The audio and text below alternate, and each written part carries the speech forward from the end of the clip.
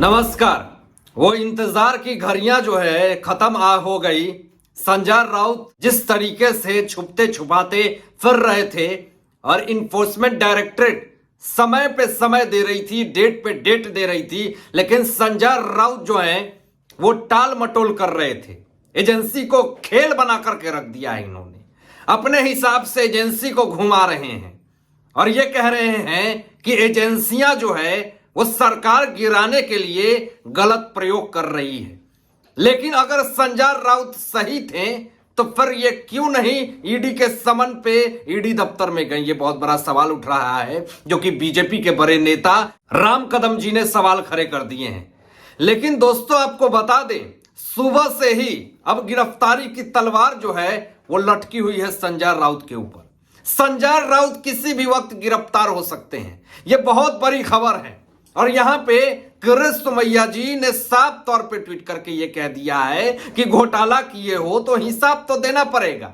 1200 करोड़ रुपए के घोटाले, पात्रा चावल भूमि घोटाले में किस तरीके से नाम जो है वो आया है संजय राउत का।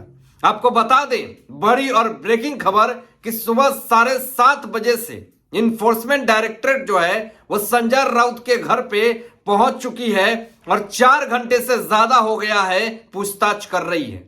मतलब इतनी ज्यादा आप अपने आप को मुख्यमंत्री समझ रहे हैं कि कानून जो है और ईडी के ऑफिसर जो हैं, आप समन करने पे नहीं पहुंचिए, लेकिन अब ऑफिसर आपके घर पे पहुंच रहे हैं।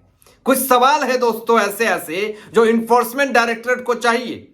लेकिन अब आपको बता दें कि आगे संजय राउत ने इस पे क्या कहा है, विपक्ष की तरफ से शिंदे गुट के बागी विधायक ने क्या कहा है, इन तमाम चीजों पे बयानबाजी जो चल रही है वो आपको बताएंगे। लेकिन आपको बता दें कि पूरा मामला अभी बहुत ही ज्यादा सोचनीय हो चुका है। पूरा माहौल अभी महाराष्ट्र में गर्म हो चुका है। संजय राउत की हेकड़ी जो है वो भी निकल चुकी है, क्योंकि अगर संजय राउत सही थे और पूरी तरीके से सत्यवादी थे, इन्होंने कोई घोटाला नहीं किया है, तो फिर क्यों ये ईडी के समन पे नहीं मौजूद हो रहे हैं? ये सवाल उठता है। जैसे ही ईडी के अधिकारी संजय राउत के घर पे पहुंचते हैं, छापा मारते हैं, वैसे ही संजय राउत बौखला जाते हैं। हड़बड़ाहट में पूरी तरीके से इनके सांसें जो हैं वो फूलने लगती है। तुरंत इनके वकील आते हैं और वहां एक तरफ ईडी जो है वो अपनी कार्रवाई कर रही है, अपनी पूछताछ कर रही है, छापे मार रही है। दूसरी तरफ संजय राउत के वकील भी वहां पहुंचे हुए हैं। शिवसेना के कार्यकर्ता संजय राउत के घर के बाहर नारेबाजी कर रहे हैं कि वो छोड़ दीजिए संजय राउत को, आप मत गिरफ्तार कीजिए उनको। लेकिन दोस्तों यहां पे विपक्ष की तरफ से सवाल खड़े किए जा रहे हैं कि अगर संजय राउत ने गलत किया है, घोटाला किया है, तो इनको हिसाब तो देना पड़ेगा और हिसाब देना पड़ रहा है।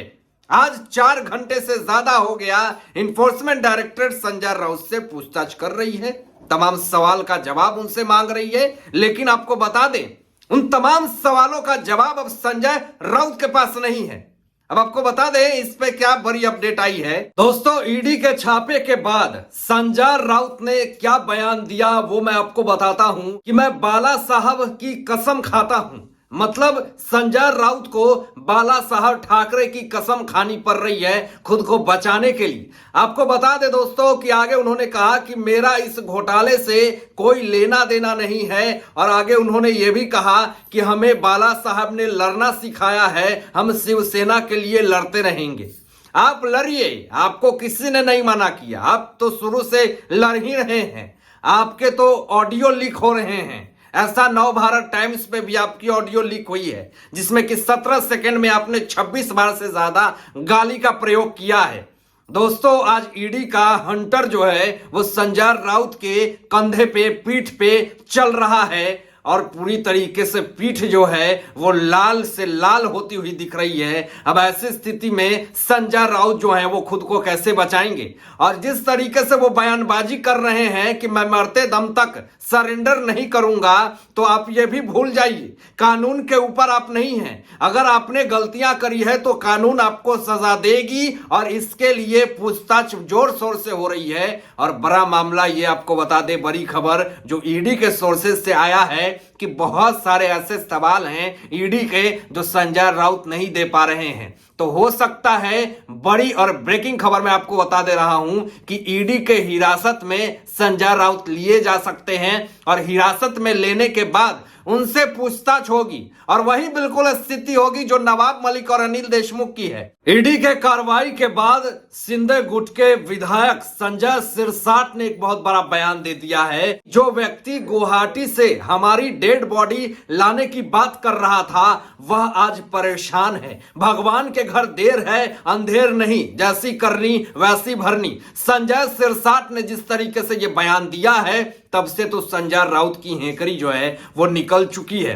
किस तरीके से वो धमकियां पे धमकियां दे रहे थे शिंदे गुट के बागी विधायकों की, किस तरीके से वो कह रहे थे कि सारे चोर हैं, गद्दार हैं, कमाठीपुरा में जाकर के खरीद बिक्री करो और वैश्यावृत्ति करो। इन तमाम चीजों पूरे सीमा को लांघ दिया संजय राउत ने, तार तार करके रख दिया, पूरे विधायकों को शर्मसार कर दिया। उसमें महिलाएं भी थी दोस्तों। किस तरीके से संजय राउत ने अभद्रता वाली बयान दी, ऐसे ऐसे बयान दिए कि मैं इस प्लेटफॉर्म पे नहीं बोल सकता हूं। लेकिन ईडी की कार्रवाई के कुछ फोटोज जो हैं वो वायरल हो रही हैं। वो फोटो आप स्क्रीन पे देख सकते हैं कि ईडी घर पे जब छापा मारी गई तो संजय राउत के घर के कुछ फोटो हैं जो वायरल हो रही है, जो कि देख सकते हैं कि कितना ज्यादा सन्नाटा है संजय राउत के घर के बाहर। और कुछ गिने चुने कार्यकर्ता जो हैं वो बाहर हल्ला हो कर रहे हैं, लेकिन इससे कोई भी फायदा नहीं होने वाला है। कानून के ऊपर संजय राउत नहीं है। संजय राउत ने यह कहा कि झूठी कार्रवाई, झूठा सबूत, शिवसेना नहीं छोड़ूंगा।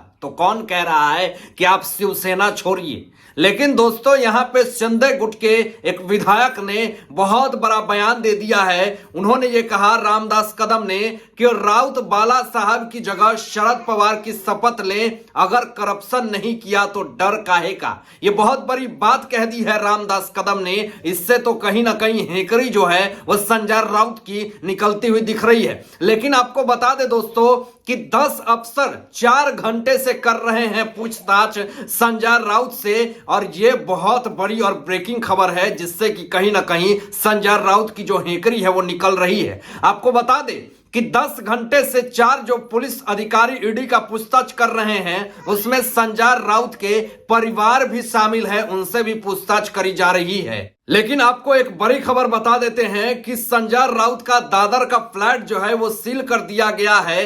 यह फ्लैट संजय राउत ने 83 लाख रुपए में खरीदा था और इसी फ्लैट को खरीदने के लिए संजय राउत की पत्नी वर्षा राउत के खाते में पैसा ट्रांसफर किया गया था। दोस्तों सुबह से ईडी का कार्रवाई बहुत ही धुआंधुन चल रहा है और इससे कहीं ना कहीं उनके तमाम परिवार के ऊपर भी शिकंजा कस रही है।